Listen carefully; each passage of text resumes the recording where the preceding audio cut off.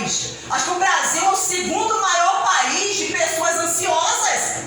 Pessoas que tomam remédio para ansiedade. Porque Deus está falando, irmão, o ser humano não tem estrutura para ficar aguentando tanta preocupação. Não tem. Então quando você se colocar em oração, é isso que a Bíblia ensina.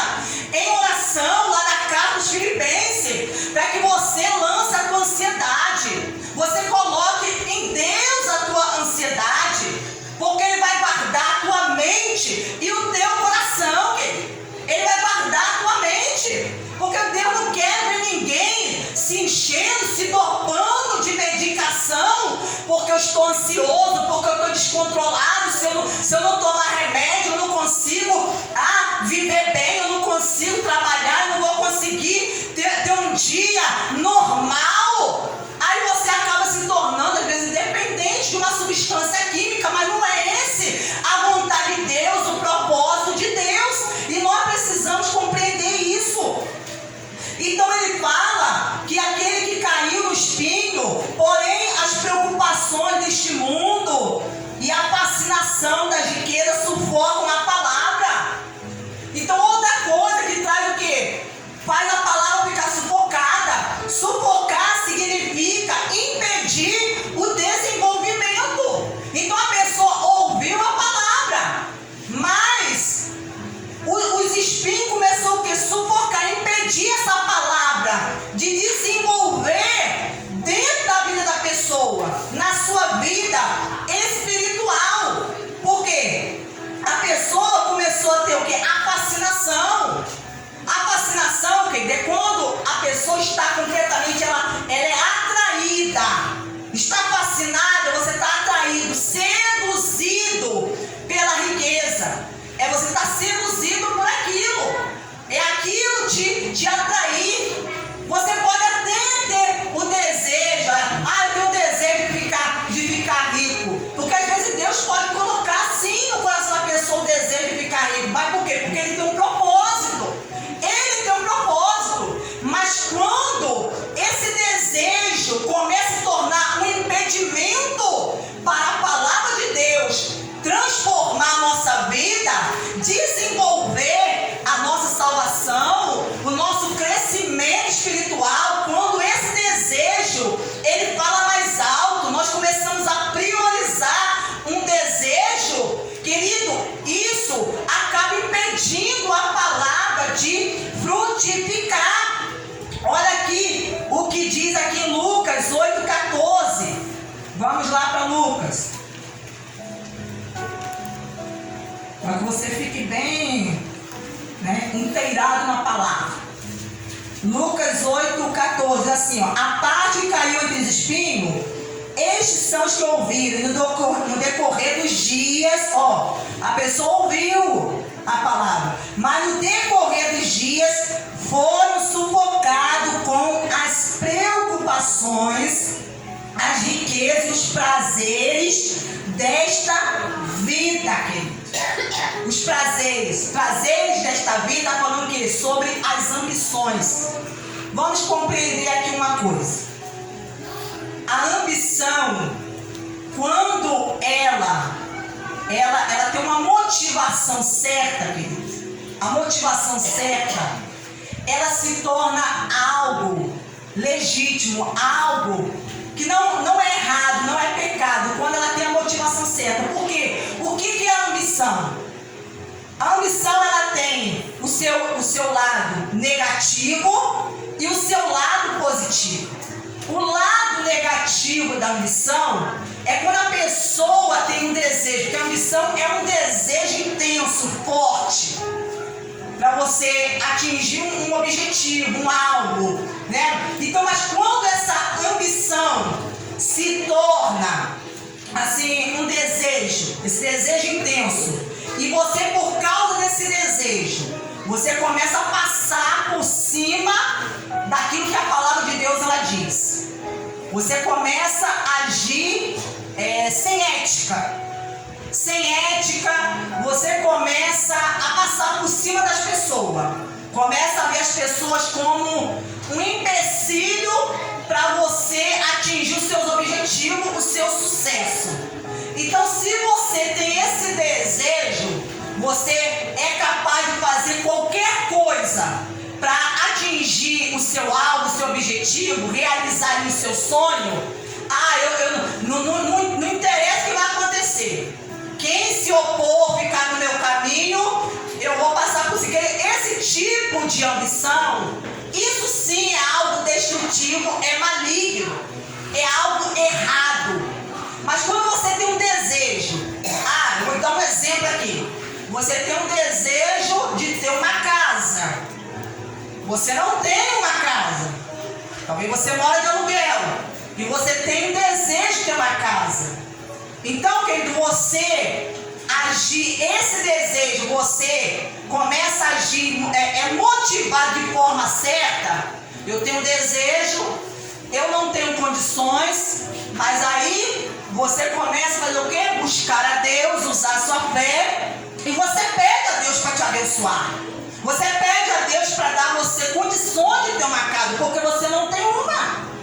Então esse desejo é algo legítimo, porque está vindo com uma motivação certa. Mas quando você tem um desejo, uma ambição, e por causa desse desejo, dessas preocupações, dessas coisas, você começa a deixar Deus de lado.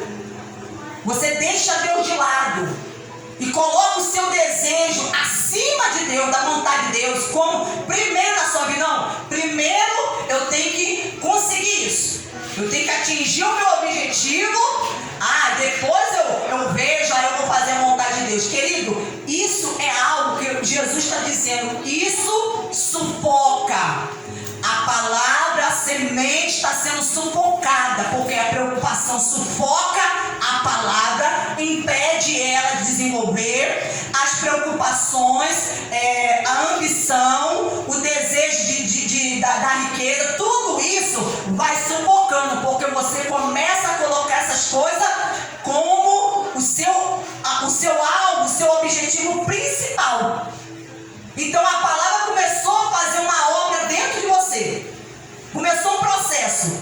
Mas aí esse processo ele é interrompido por causa dessas coisas que foram surgindo. A preocupação surgiu e foi ali, interrompeu o processo, o desenvolvimento e crescimento da palavra. Surgiu os prazeres, as ambições, impediu o processo da palavra. Então essas coisas têm impedido, e Deus não quer que a palavra em nós seja impedida. Ele quer que a palavra, querido, ela cumpra todo o seu processo, todo o ciclo precisa ser cumprido.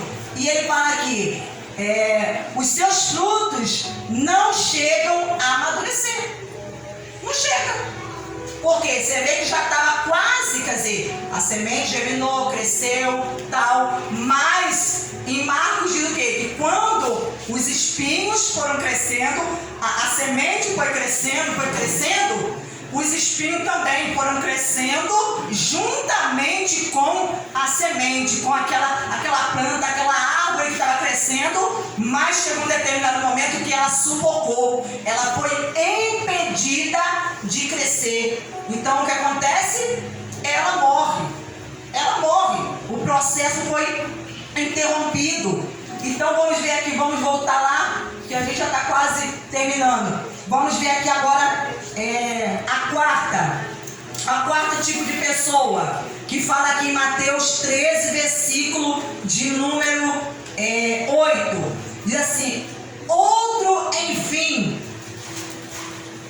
caiu em boa terra e deu fruto a 100, a 60 e a 30 por um. Quem tem ouvidos para ouvir, ouça.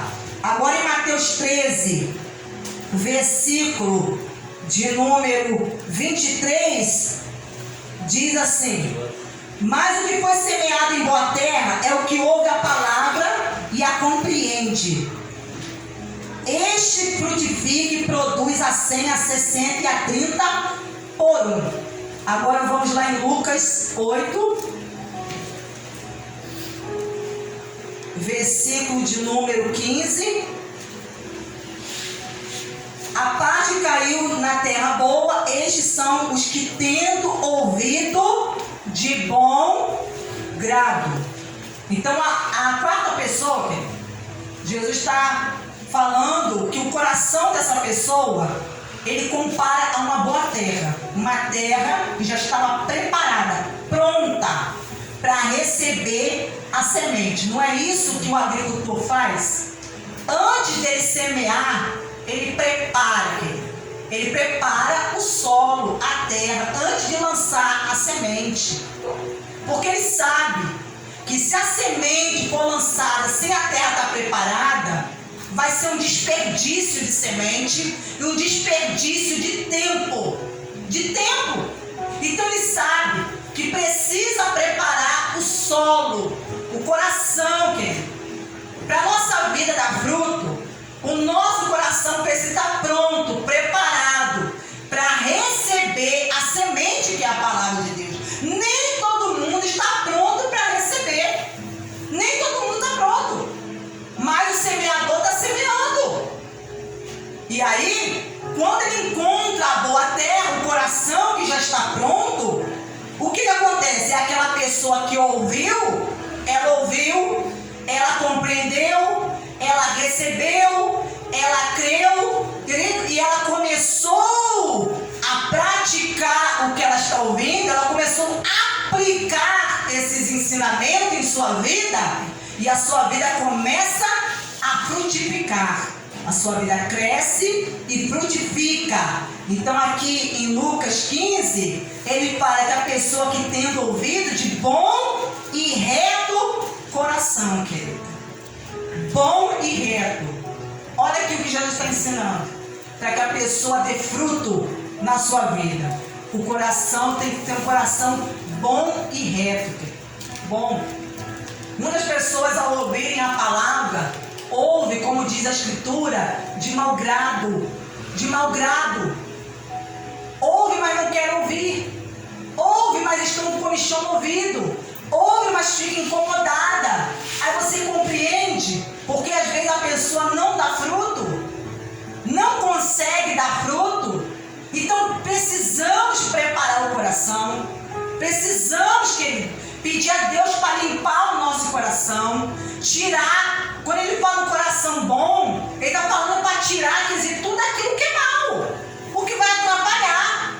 Mas se há alguma coisa em nosso coração que vai atrapalhar a palavra, a semente, ela não vai frutificar. Se há algo do mal, há algo do diabo, há algum pecado em nós, se nós não tirarmos essas coisas, isso tudo vai impedir. Se o nosso coração não estiver reto, não estiver limpo, purificado, é por isso, querido, que antes de ouvir a palavra, às vezes, né, tem pessoas que às vezes chegam, dobram o seu joelho, o que você tem que fazer? Pede perdão a Deus. Pede perdão a Deus, confessa a Deus seus pecados. Ou então na sua casa, ao levantar-se, você tem lá o seu tempo de oração, de comunhão com Deus, você já abre o teu coração, você fez algo, você fala com Deus, sabe por quê? Para que quando você chegar à casa de Deus, você ouvir a palavra, não haja nenhum impedimento. Porque quantas pessoas às vezes vêm ouvir a palavra, mas o coração que está cheio de ódio, está cheio de mágoa, de vingança, de inveja, de ressentimento, de sentimento ruim, de desejos ruins, de pensamentos maus. A pessoa está cheia de incredulidade, a pessoa está ouvindo, mas não quer ouvir. E isso tudo, a pessoa não consegue compreender que isso se torna um impedimento à palavra de Deus, à semente de frutificar. Porque existe um processo. E todos nós passamos por esse processo. Mas ele está dizendo aqui de alguém que o coração, ao ouvir, estava pronto. Chegou aquele dia que a pessoa estava pronta para ouvir. Deus viu, o Espírito Santo viu que o coração já estava pronto. E aí quando a semente que caiu naquela terra, começou a crescer, a desenvolver e dar o seu fruto. O coração retém a palavra, quer dizer, a palavra fica retida, quer dizer, guardada no coração. Não foi isso que o salmista ele falou? Escondi a tua palavra no meu coração, para eu não pecar contra ti. Então a palavra, alguém que guardou a palavra no coração,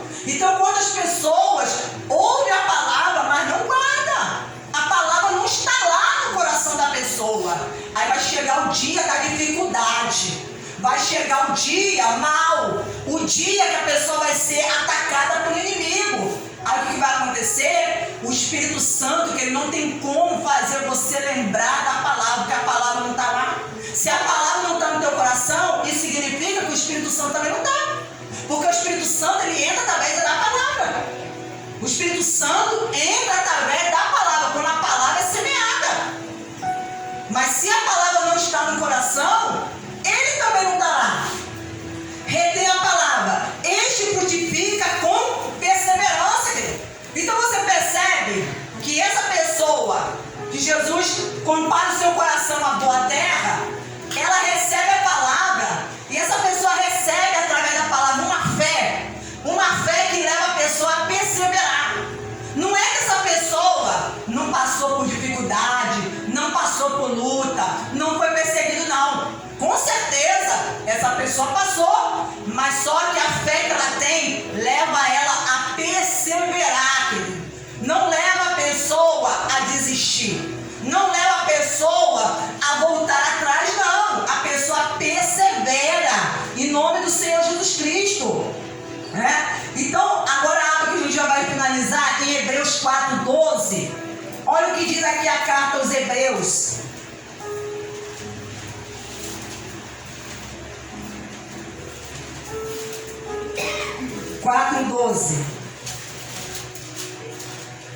Diz assim, ó: porque a palavra de Deus é viva e eficaz, e mais cortante do que qualquer espada de dois gumes, e penetra até ao ponto de dividir alma e espírito, juntas e medulas, e é apta para julgar os pensamentos e os propósitos do coração.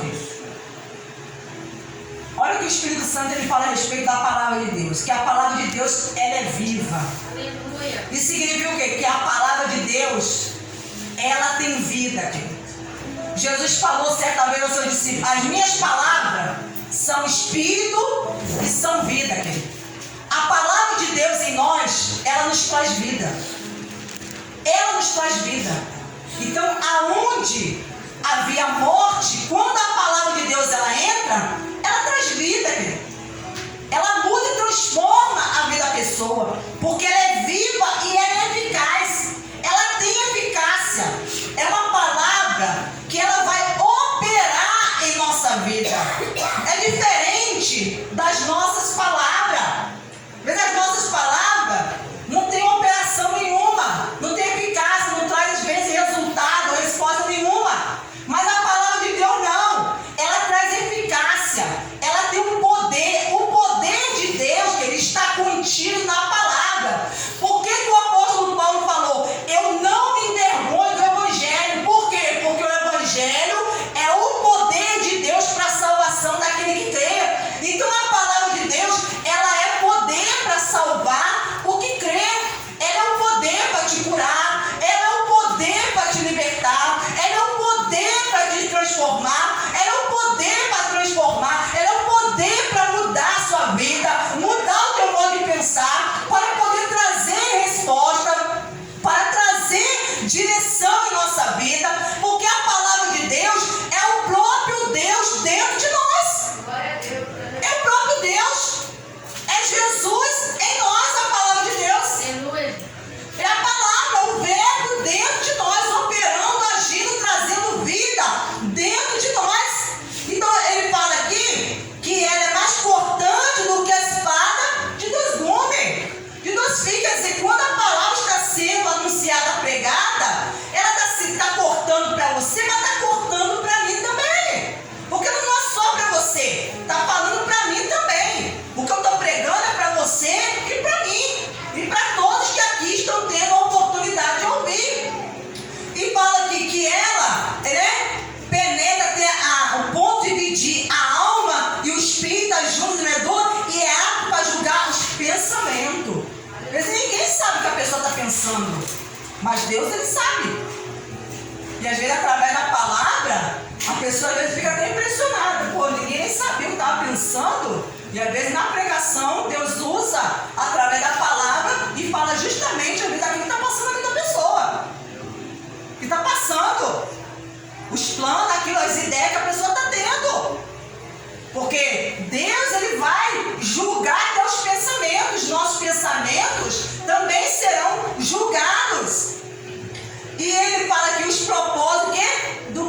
perseguição.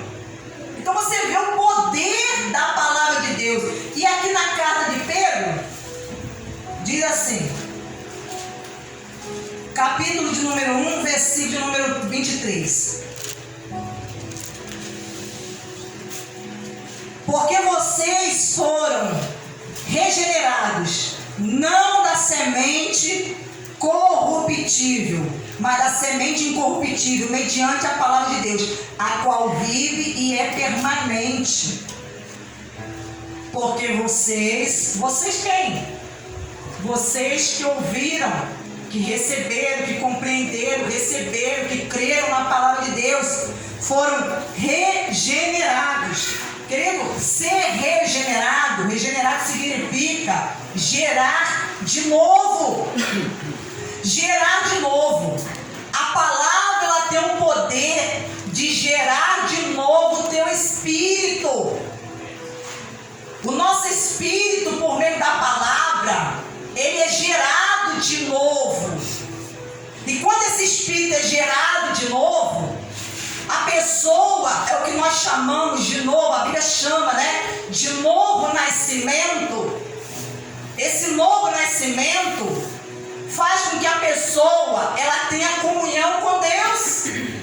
Porque o homem, a pessoa, o ser humano que não é gerado de novo, ele não consegue ter comunhão com Deus. Porque para ele ter comunhão com Deus, ele precisa ser gerado de novo. E esse processo, essa obra acontece por meio da palavra. Então, se não acontecer esse processo através da palavra de Deus, a pessoa vai ficar ouvindo, e o que vai acontecer? Não vai conseguir permanecer na fé, na comunhão com Deus, porque a angústia vai vir, a perseguição vai vir, a pessoa vai se escandalizar, a pessoa vai ouvir e o maligno vai roubar a semente. Mas esse não é o propósito de Deus, porque vocês foram regenerados não de semente corruptível. Semente corruptível é essa semente que nós utilizamos para plantar. A semente natural, a semente corruptível, que se estraga, que apodrece, é essa semente que se corrompe. Mas ele está falando não de semente corruptível, mas da semente incorruptível. Que semente incorruptível é essa? A palavra de Deus que não se corrompe, querido. Os homens se corrompem. Pode até tentar corromper a palavra de Deus, mudar, às vezes tira, acrescenta alguma coisa na palavra de Deus, mas a palavra de Deus em si, ela não se corrompe, querido. Ela não se corrompe, ela vai permanecer do jeito que ela é, mediante a palavra de Deus, a qual vive e é permanente.